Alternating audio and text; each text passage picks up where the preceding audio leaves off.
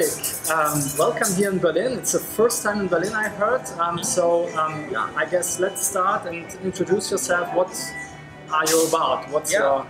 Well, thanks for being here. I mean, or inviting me here, Christian. Appreciate it. Berlin's a beautiful city. I'm here to speak with a bunch of startups. There's a group that's, they're kind of like the Y Combinator for Europe.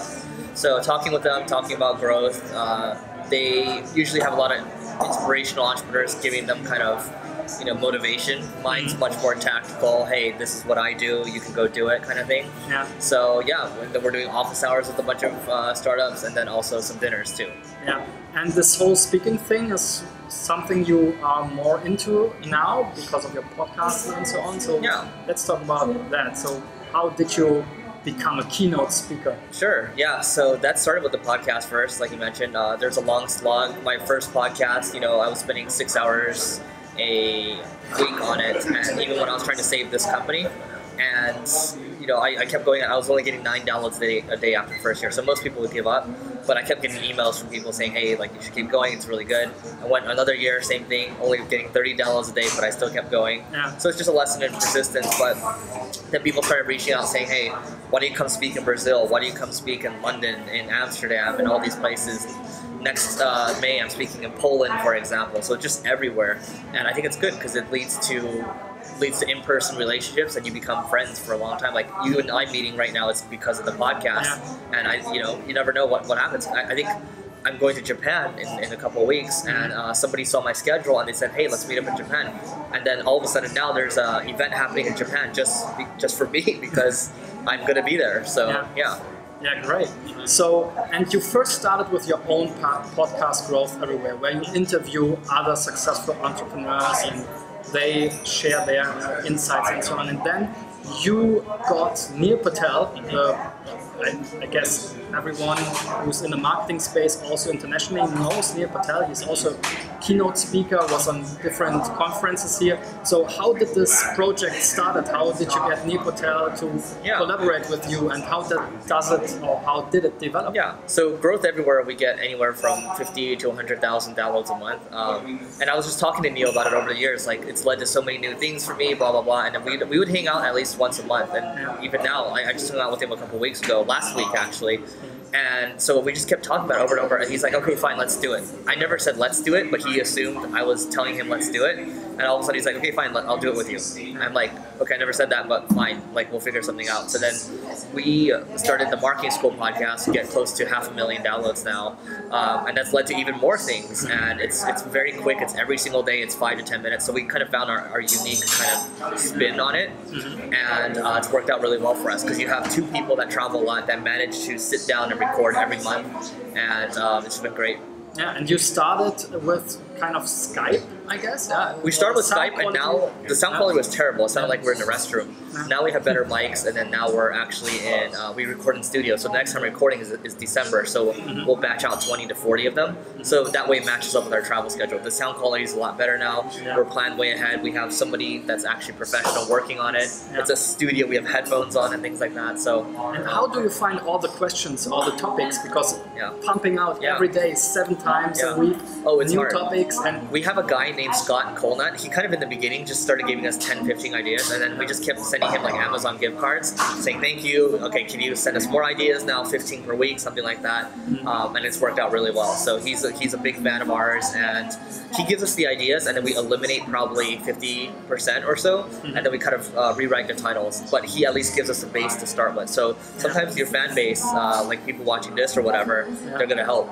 Yeah. And how does it work out commercially? Because you invest a lot of money, but I guess you have some ads in there, especially for good question. Tools and so on. So with podcasting, I mean, you can actually make good money. We're talking anywhere from $25 to $100 CPMs. Yeah. So if we're getting 500,000 downloads and we can make $100 CPMs, we can make $50,000 a month. So that's $600,000 a year, right? Yeah. But Neil and I, we're not really interested in the money right now. We just want to keep growing the audience. So we just did a partnership with Entrepreneur Magazine, and we think we can get 800,000 downloads a month now. So for us, it's just about branding, but getting bigger and bigger. We keep deferring the revenue. because it's just not for him. Obviously, an extra 300,000 a year or whatever. It's kind of whatever for him, and I know that's crazy to say. I'm playing the long game, so I'm okay. Just we get clients from it. We get other actually. Because of the podcast, it's led us to do live events now. And then just 2 weeks ago, we were speaking at a big conference in Arizona, and it was doing marketing school live. So people were asking questions, and then we had questions appearing on the back of the board. So it's leading to other things now. So we just know great things are happening because of the podcast. Yeah. Okay, so let's talk about Singlegrain, your digital marketing agency. You're located in LA, right? Yeah, we're in LA. You bought this agency for $2. So how does it come? Yeah. So you can Google it. It's Eric Siu, Nathan Latka. There's an interview with him on how I bought the company for $2. Yeah. And so basically, this was 4 years ago, and we were an SEO agency before, and what we're doing no longer works because of the Panda update and the more the Penguin update than anything, right? Because the way they did things in the past was different.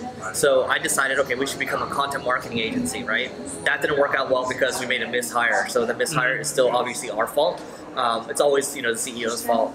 And what happened was there was 5 other partners. So there's myself, and then there's 4 other guys, right? And then Neil was actually another one of the partners. Okay. So I was able to. They thought the company was worthless because the company was negative that year. And so I said, hey, I'll buy the company. I'll pay. So Neil, I'll pay you $1 for your shares, and then Neil's other partner $1 for your shares. So I got their shares, and then I paid the rest of the other 2 partners out through the profits of the business. So I negotiated a deal where I said if the company failed, I would own nothing, but if it succeeded, we'll just pay it through profits, and then I own 100%. So the deal worked out that way, and it was a long slog. I changed it from SEO to content marketing to paid advertising to now both paid advertising and SEO. So there's a lot of changes going on, and it was tough to go through, but we made it through, and we've been bigger than we've ever been before, and I'm excited about the team and everyone we have working on it. You also recently started with YouTube, and we get a little insight in your office space and so on. So I find it very interesting. You have very nice office spaces. Thank you. And but it's the same again, right? Sometimes you have 30, 50, 70 views on your YouTube videos. So what's your goal with YouTube? How will you develop it? And what's it's the same thing again, I mean, our goal right now, we're at 4,000 subscribers. We want to get to 50,000, then to 100,000. It's the same thing as the podcast. Again, you're starting $9. How do you figure it out? I think everyone starts there, but everyone just keeps looking at the people that have 1 million subscribers. And then if you keep looking at the million, you're never going to get there. But if you start smaller and you just keep building it up, you will get there because you just keep putting in the work. So I don't think there's anything sexy to it. I think our videos are good. I think we're just constantly figuring out how do we continue to promote things like that. So now we're running YouTube ads, maybe targeting towards Entrepreneur Magazine or Gary Vee, just trying to continue to come up with creative ideas. And you have different kind of formats. Let's drive us through your content strategy on YouTube. Yeah, so on YouTube we have our reality series that has not been released yet. So that's the first season is going to be 9 episodes. We go into companies, we learn their story, we learn what they're struggling with, and we get a tour of the office, right? So those are short 15 to 30 minutes or so. And then we have a lot of how-to videos too, like SEO, Facebook, whatever, that kind of stuff. And then we have... Guess what? You repurpose things from the Marketing School podcast, right? So there's a lot of repurposing going on. Neil actually does the same thing on his channel too. And there's the vlog too. So, I brought a camera here to Berlin too. My team's telling me to record vlog stuff. I did some yesterday. So the vlog stuff's interesting because I'll be walking around, you see different cities, and then you see different interactions. But then there's always one key takeaway, right? There's yesterday it was I was talking about why it's important to travel, to let your team kind of handle the things. So, you ultimately you don't have a business until the business can grow without you and you're not in the day-to-day. So that was my point yesterday. It's hey, I'm walking here in Berlin right now, but you have to give people a chance to kind of make mistakes and try new things. You know what I mean? Yeah. So, and now you're into so many marketing disciplines. You cover pretty much all of it in your podcast. You have the connection to so many successful entrepreneurs and learn all this stuff. What would you think, what's the next big mega trend in marketing or entrepreneurship? how is the whole scene developing, and what's coming up in in the next year, 2018? Well, I think what's getting bigger and bigger, maybe not in 2018, is the blockchain, right? The fact of the matter is, it's amazing technology where I think it is the next kind of wave of the internet. So, you know cryptocurrencies, Bitcoin and all that. I'm more interested in kind of the technology where, let's say you're at home, you're sitting here with me right now. You pay for internet at home, right? Yeah. So you have excess capacity right now that's not being used. But imagine if people nearby, they pay you microtransactions for, the excess capacity that you have.